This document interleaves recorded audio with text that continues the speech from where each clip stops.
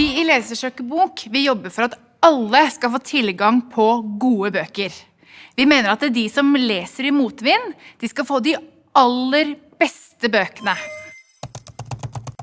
Det en søketjeneste som du som bibliotekar, eller du som lærer, eller du som forelder, du kan gå inn på boksøk.no og vite at der det bøker som vi to, eller noen andre på Lesersøkebok, har lest og vurdert at det her noen bøker for de som sliter med lesing.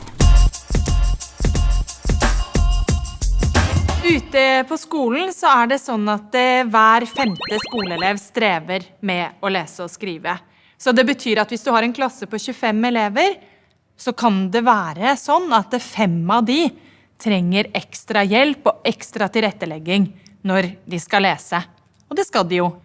Og blant den voksne befolkningen så det sånn at 1/3 trenger en eller annen slags form for tilrettelegging for å skjønne og forstå innholdet i en vanlig tekst. Det jo veldig mange ulike grunner til at en elev leser i motvind. Det kan være dysleksi, det kan være andre leseskrivevansker, det kan være at man svaksynt, kanskje man har konsentrasjonsvansker, kanskje man har ADHD, man har kanskje svekket hørsel. Det kan være at du ikke leser vanlige bokstaver, du leser ulik type symbolspråk. Eller det kan være at du har et annet morsmål. 20% av elevene i Norge de sliter med lesing og skriving og trenger ulike former for tilrettelegging for å få med seg innholdet i en vanlig tekst. Alle disse tilretteleggingsformene finner du i boksøk.no. Det første året vi begynte å lese barne- og ungdomsbøker til boksøk, så leste vi 1200 bøker.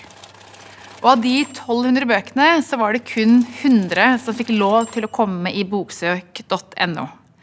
Det vil si at for en utrent leser så det veldig lite å velge mellom.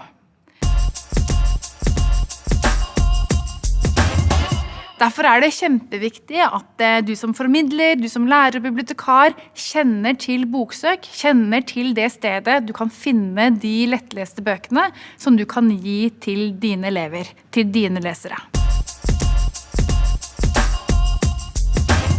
Vi bruker jo dette bildet å lese i motvind.